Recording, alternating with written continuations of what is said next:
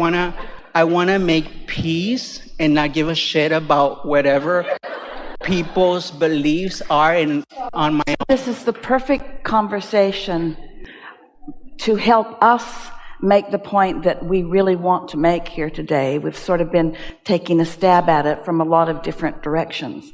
But it's the perfect opportunity to acknowledge that. So there is this religion's way of saying it, and that religion's way of saying it, and that non-religious way of saying it, and that spiritual teacher's way of saying it, and that therapist's way of saying it, and that mother's way of saying it, and that mother's way of saying it, and that mother's way of saying it.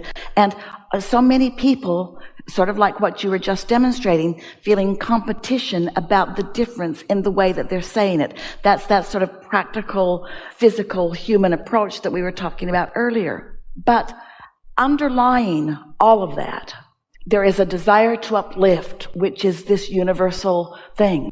There is this desire for the world to be a better place. There is this standing where I am and doing the best that I can do from where I stand. On the other end of all of those sticks, there is source energy. That's the palette that we were describing, all of which is of benefit. Esther was not religious in nature as she was growing up. While she was exposed to religion, she wasn't having any of it because her father was not part of the religion that her mother was part of. And the religion her mother was part of then proclaimed him not worthy of things because he wasn't part of that religion. And she knew that couldn't be right. She knew from her own experience that this man was as good as it gets.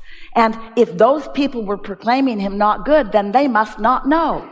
Well, that was a really wonderful beginning for Esther to think about these subjects because it made her allow her own resonance and her own reasoning. It encouraged her or sort of pointed her toward letting her own guidance system, letting her know how things were going. And so as Esther's been then in an environment like this for so many years, with so many of you coming with a variety of questions and lots of people talking about lots of things and lots of religions being discussed too, what Esther has discovered that there is harmony between Abraham and every religion.